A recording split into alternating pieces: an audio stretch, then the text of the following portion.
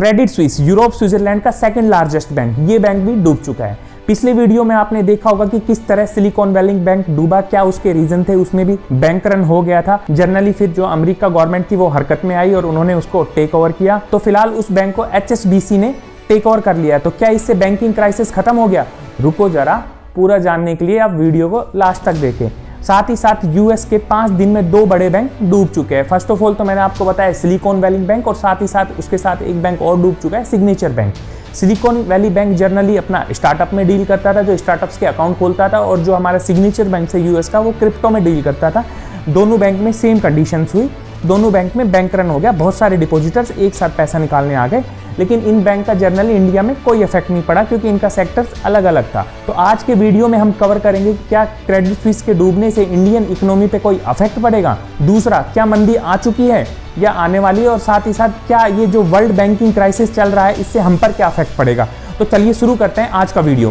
Credit Suisse Europe Switzerland का second largest global investment bank, Wednesday को इसके share में सडन 77% की गिरावट देखी गई, जिससे इसमें पूरी तरीके से पैनिक सिचुएशंस हो गई। और इसे देखते हुए इस बैंक का सबसे बड़ा इन्वेस्टर सऊदी नेशनल बैंक, जिसने अपनी टोटल कैपिटल का 10% इस बैंक में इन्वेस्ट किया हुआ था, वो पैसा उसने अपना वापस निकाल लिया। और इसे देखते हुए मंडे को इसके शेयर और 30% गिर गए और इस बैंक में टोटल पूरी तरीके से पैनिक सिचुएशंस हो गई।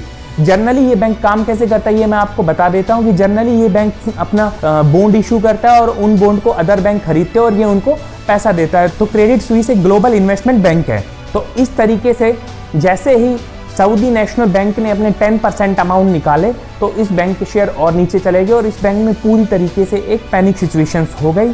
इस सिचुएशंस को देखते हुए जो स्विट्जरलैंड गवर्नमेंट थी वो हरकत में आई और उन्होंने इस बैंक को $54 बिलियन की लाइफ लाइन दी, और साथ ही साथ इस बैंक को आश्वस्त किया कि अगर कुछ भी कोई पैनिक सिचुएशंस होती है तो वो आपके साथ है। लेकिन क्रेडिट स्विस के शेयर गिरते ही जा रहे थे, तो कहीं इसमें भी बैंक रन ना हो जाए, इसे देखते हुए स्विट्जरलैंड गवर्नमेंट ने स्विट्जरलैंड का first largest bank UBC bank, union bank of Switzerland, इसके साथ इस बैंक का टेक ओवर करा दिया। और साथ ही साथ वो जो टेक ओवर हुआ उसकी कुछ कंडीशन थी। जनरली ये कंडीशन थी कि इस बैंक के ऊपर जनरली जो भी लिटिगेशंस चल रही है या कोई मैटर चल रहा है या कोई लीगल मैटर चल रहा है, उसमें स्विट्जरलैंड गवर्नमेंट कोई भी हस्तक्षेप नहीं करेगी, कोई भी इंटरफेयर नहीं करेगी इस डील के अंदर, और ये डील प्रॉपर तरीके से होगी। और साथ ही साथ एक और कंडीशन इसमें रखी गई कि जो क्रेडिट स्विस है उसकी किसी भी लिटिगेशन के कारण इस डील पे कोई अफेक्ट नहीं आएगा। ये देखते हुए इस डील को पूरा किया गया। तो अब हम आते हैं कि इसका इंडिया में क्या इफेक्ट पड़ेगा। 1997 में क्रेडिट स्विस बैंक की स्टेब्लिशमेंट हुई इंडिया में और इसके ऑफिस आपको मुंबई, दिल्ली, चेन्नई में देखने को मिल जाएंगे। तो इस बैंक की जो टोटल असेट्स हैं इंडिया में वो 20,000 करोड़ हैं। 20,000 करोड़ देखने में एक बहुत बड़ा फिगर है, लेकिन इतना बड़ा फिगर नहीं है क्योंकि जो टोटल फॉरेन बैंक है उसमें ये 12th लार्जेस्ट फॉरेन बैंक है, जिसका 0.1% ही इसने इंडिया में अपना डाला हुआ है, लाइक डेट लोन या अदर थिंग में। तो इसका इतना बड़ा इफेक्ट इंडिया में आपको देखने को नहीं मिलेगा। लेकिन सारे बैंक आपस में इंटरकनेक्टेड है, तो कहीं ना कहीं इसका इफेक्ट हमें जरूर इंडिया में देखने को मिलेगा। जैसे जनरली होता क्या है, हमारी जनरल लाइफ में भी होता है कि भाई हम 10 लोगों को पैसा देते हैं और एक लोग अगर हमें पैसा प्रॉपर टाइम पे नहीं देता तो हम यही सोचते हैं कि बाकी 9 लोगों से भी हम अपना पैसा वापस ले ले। तो वही अभी बैंकिंग सिस्टम में हो रहा है।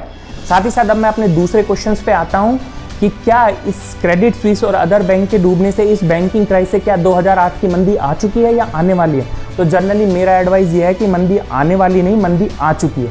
लेकिन ये एक इलेक्शन ईयर है, तो इलेक्शन ईयर में क्या होता है कि कोई भी गवर्नमेंट मंदी को मार्केट में दिखने नहीं देती और वो पैसा लगा के मार्केट को उठाए रखती है। तो जनरली ये इंडिया में भी अभी इलेक्शन ईयर है, तो मंदी का इफेक्ट आपको अभी इतना दिख नहीं रहा है, लेकिन नवंबर दिसंबर में ये मंदी पूरी तरीके से आपको हिट करेगी और आपको इसका इफेक्ट दिखेगा।